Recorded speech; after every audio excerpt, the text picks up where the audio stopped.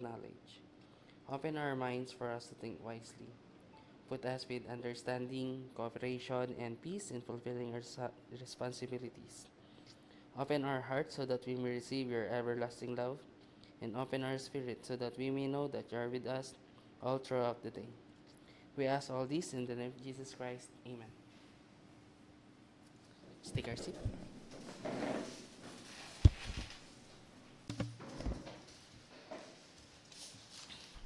Good afternoon, everyone. I would like to acknowledge the presence of our attendees. Please raise your right hand if your name was called. For our BAC members, Engineer Eldred Mislang, BAC Chairperson, Mr. Nuni Domingo Quinto, BAC Vice Chairperson, Engineer Adonis Ignacio, Regular Member, Engineer Armedo Arenas, Provisionary Member, Engineer John Liwanag, End User for Infrastructure Projects. For our BAC TWG members, Engineer Fernando Kasapanan, Engineer Jason Salvador,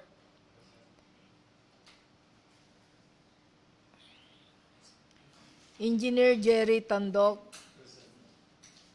and Engineer Michelle Sanchez. For our BAC Secretariat members, headed by yours truly, Consuelo Cruz, Engineer John Brian Ganancial, Mr. Abelardo Barberan, Engineer Daisy Sherman Daroy, Miss Marilu Fernandez. That's all, sir. Thank you, Ma'am Connie. Good afternoon, everyone. Before we proceed with our scheduled activity this afternoon, may I ask the Secretariat if we have a quorum for these undertakings?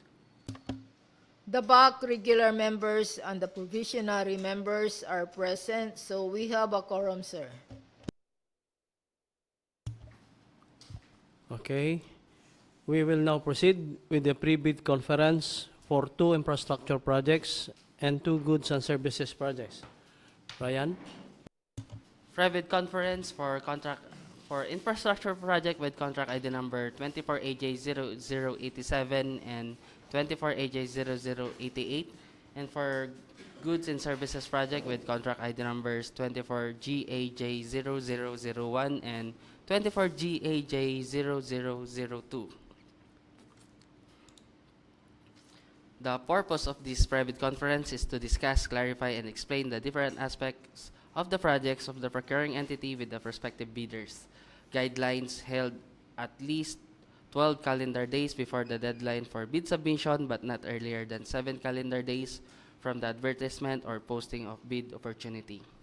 Required for procurement projects with ABC of equal to or more than 1 million pesos.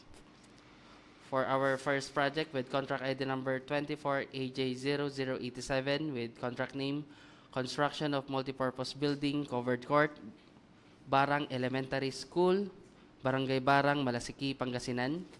Implementing Office, Pangasinan 4th, DEO under GA 2024 with ABC equal to 4,950,000 pesos. Scope of work, construction of covered court with area of 16 by 24 meters, 4 bay with 10 columns, concreted flooring at 0.3 meters elevated, complete roofing structures or truss, electrical with complete stage with electrical, painting with metal cladding at facade or fascia with steel gate, with contract duration equal to 120 calendar days. And for our second project with contract ID number 24AJ0088 with contract name Construction of Multipurpose Building, Covered Court, Barangay Antipangol, San Carlos City, Pangasinan. Implementing Office, Pangasinan 4th DEO under GA 2024 with ABC equal to 4,950,000 pesos. Scope of work, construction of covered court with the area of 18 by 20 meters, 4 bay, 10 columns, concreted flooring at 0.3 meter elevated, complete roofing structure or trusses, electrical, repainting of existing stage, installation of ceiling, and repainting, with contract duration equal to 120 calendar days. And for our third project with contract ID number 24GAJ0001 with contract name procurement of minor equipment, PPE for maintenance crew and calamity responders, work category number 17 and various materials for premix patching and concrete pavement, penetration patching of cracks, and joint sealing of concrete and bituminous pavements, replacement of bituminous pavements, work category number 10 within the 3rd Congressional District of Pangasinan. Implementing Office, Pangasinan 4th DEO, under MOOE 2024, with ABC equal to 4,603,260 pesos. Scope of work, procurement of materials for use in premise patching of bituminous and concrete pavement, penetration patching of cracks, and joint sealing of concrete and bituminous pavements, and replacement of bituminous pavements, work category number 10 within the 3rd Congressional District of Pangasinan. And procurement of materials for use in minor equipment, PPE for maintenance crew or calamity responders. Work category number 17 along national roads within the 3rd Congressional District of Pangasinan, with contract duration equal to 60 calendar days. And for our last project with contract ID number 24GAJ0002 with contract name procurement of various materials for use in the different activities, programs, and projects of maintenance section, DPWH Pangasinan 4th District Engineering Office.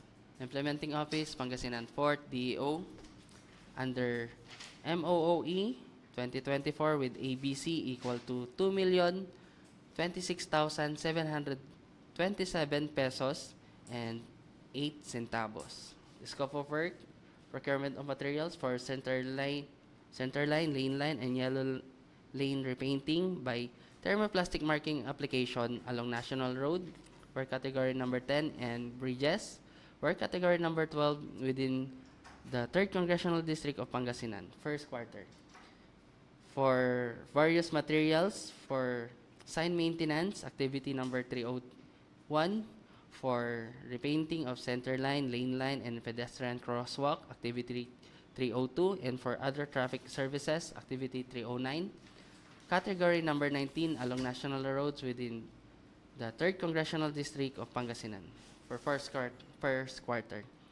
For repair and maintenance of damaged drainage and replacement of missing drainage covers along national roads within the 3rd Congressional District of Pangasinan, first quarter. And lastly, for repair, restoration, reblocking of shattered PCCP along Villasis, Malasiqui, San Carlos Road, K0186 plus 380 to K0186 plus 402.5, K0186 plus 510 to K0186 plus 541.5, K0186 plus 560 to K0186 plus 600.5, K0186 plus 960 to K0186 plus 969, Barangay Kanan Norte, Malasiqui, and along Carmen Junction, Bayambang, Manat Road, K0191 plus 153 to K0191 plus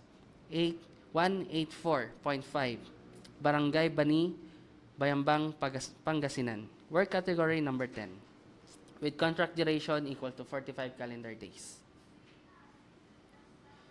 For supplemental or bid bulletin issued by the BAC to answer requests for clarification, queries submitted 10 calendar days before deadline, or interpretation and upon BAC initiate to clarify or modify any provision of bidding documents at least 7 calendar days before deadline for bids.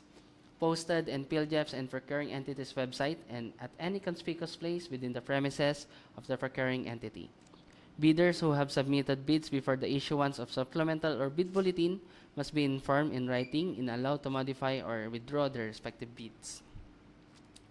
Eligibility requirements, Class A documents, legal documents, valid PhilJEP registration, certificate platinum membership, all pages, or registration certificate for Securities and Exchange Commission, Department of Trade and Industry for sole proprietorship, or Cooperative Development Authority for cooperatives or its equivalent documents. Mayors or business permit issued by the city or municipality where the principal place of the prospective bidder is located, or the equivalent document for exclusive economic zones or areas.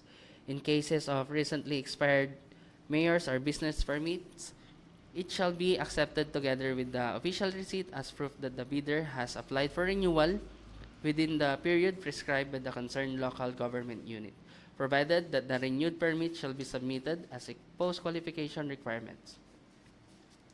Tax clearance per Executive Order Number 398 of 2005 as finally reviewed and approved by the BIR.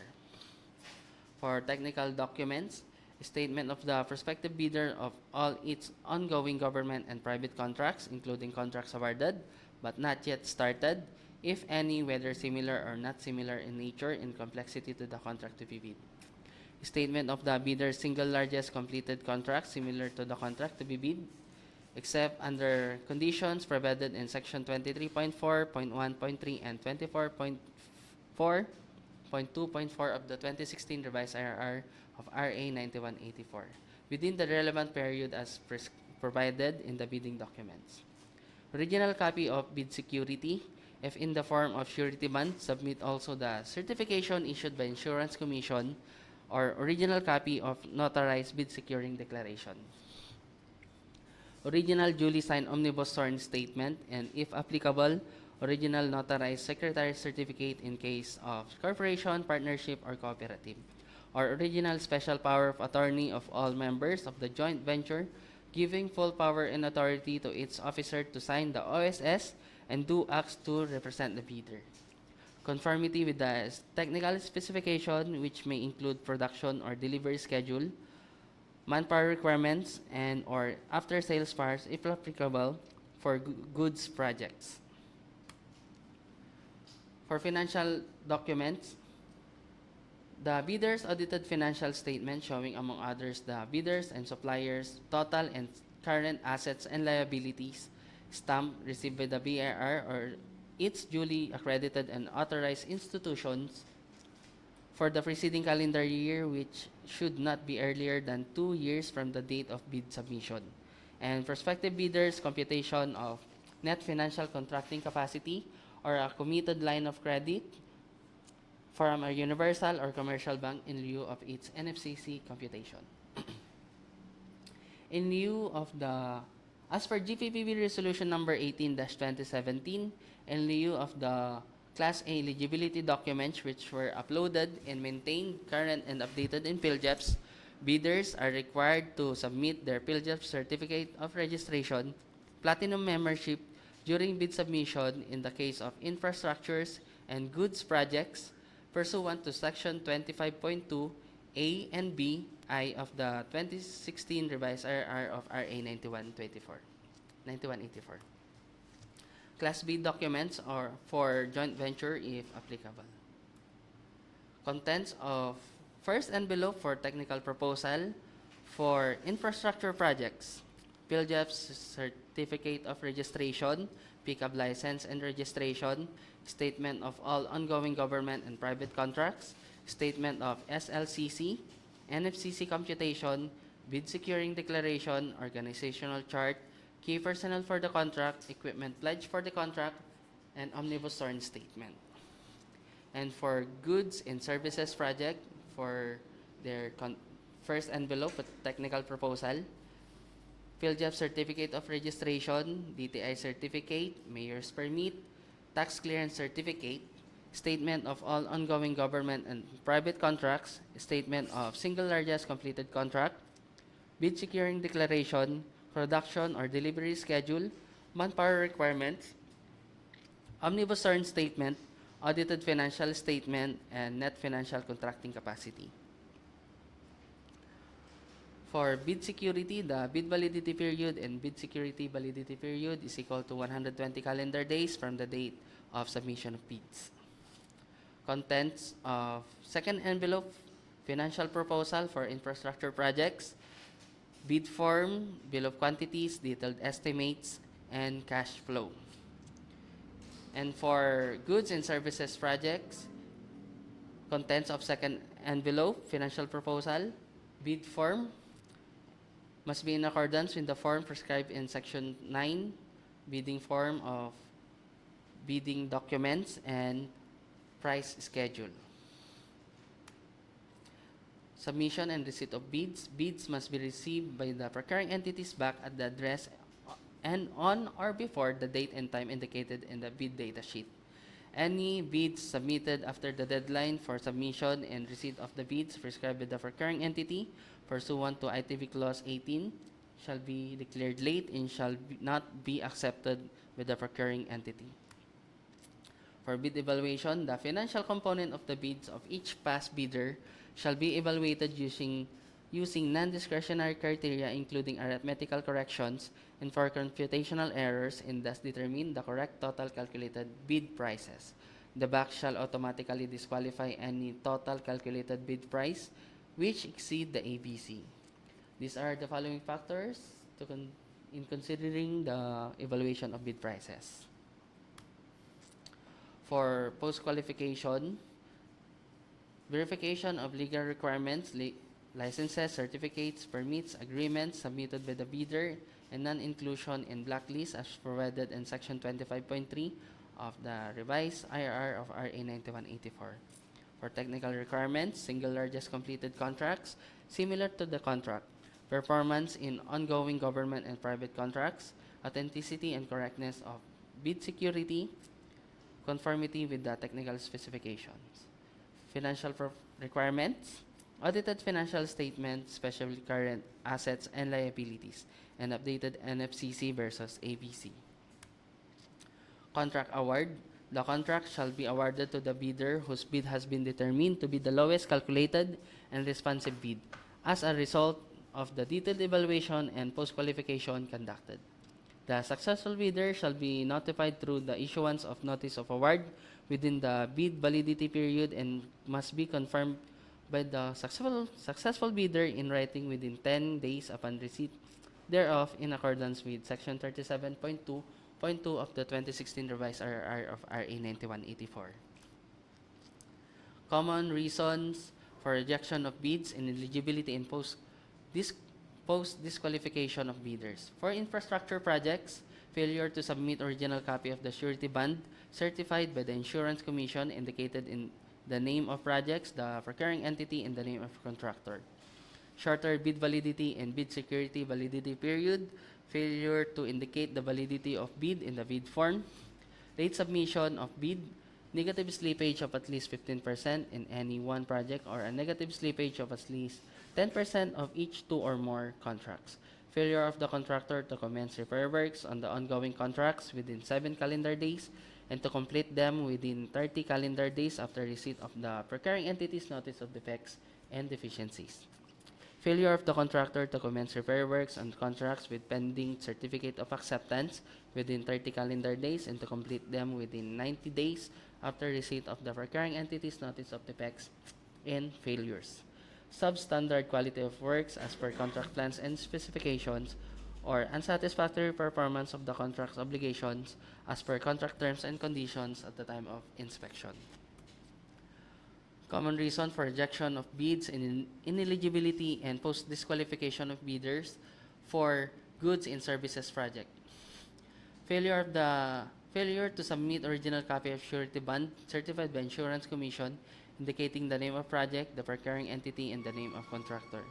Shorter bid validity and bid security validity period. Failure to indicate the validity period in the bid form. Late submission of bid, delay in the partial delivery of goods amounting to 10% of the contract price and its ongoing government and private contracts.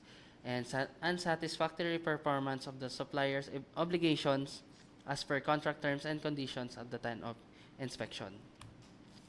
Common errors in submission of bids, incomplete pages of bid documents, technical and financial, authority of the signatory to sign on behalf of the bidder.